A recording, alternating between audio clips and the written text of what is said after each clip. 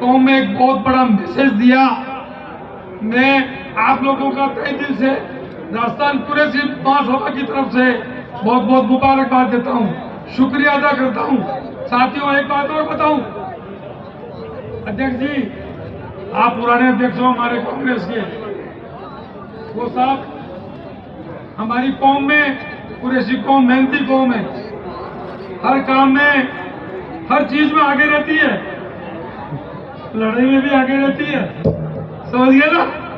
क्योंकि मैं तो कदम पर रहा हूं, मुझे पता है सब जगह, लेकिन खुशी की बात यह है कि पूरे हिंदुस्तान में कुरैशी जमात काम कर रही है, अलग अलग संस्थाएं काम कर रही है।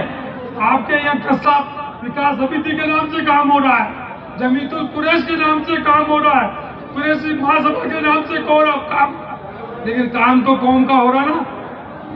जो भी संस्थाएं, जो भी कमेटी कर रही है, वो कौम के भले के लिए काम कर रही है, कौम की अच्छाई के लिए काम कर रही है, कौम की एकता के लिए काम कर रही है। इसलिए मैं सभी से गुजारिश करूंगा कि हमें किसी भी कमेटी के बारे में, किसी भी संस्था के बारे में कि ये इसने क्या किया, इसने क्या किया, ये नहीं करके हमें अच्छे काम की शुरुआत करनी है।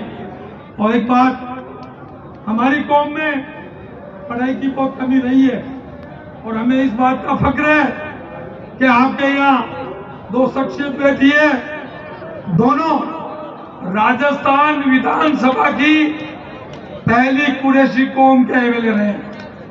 ये आप लोगों के लिए फक्र की बात है। राजस्थान में देश आजाद होने के बाद कभी भी कुरैशी कौम का कोई एमएलए नहीं रहा है और नसीम अख्तर कुरैशी कौम की पहली मंत्री रही है। ये बहुत आप लोगों के लिए, हमारी कुरैशी कौम के लिए फक्र किया है। अब बहुत जल्दी हमारा कार्यक्रम राजस्थान के हर जिले के हेडक्वार्टर पे होने जा रहा है।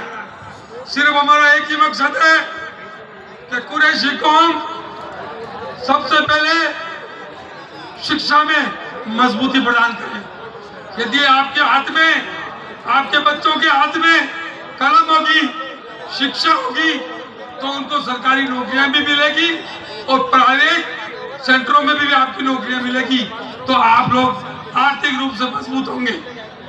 दूसरी बात, संगठित होने की बात है। हम हाथ पकड़ के जब साथ चलेंगे तो कुरैशी कौम के विकास को और कुरैशी कौम के आगे बढ़ने को कोई नहीं रोक सकता है। अस्सलाम वालेकुम।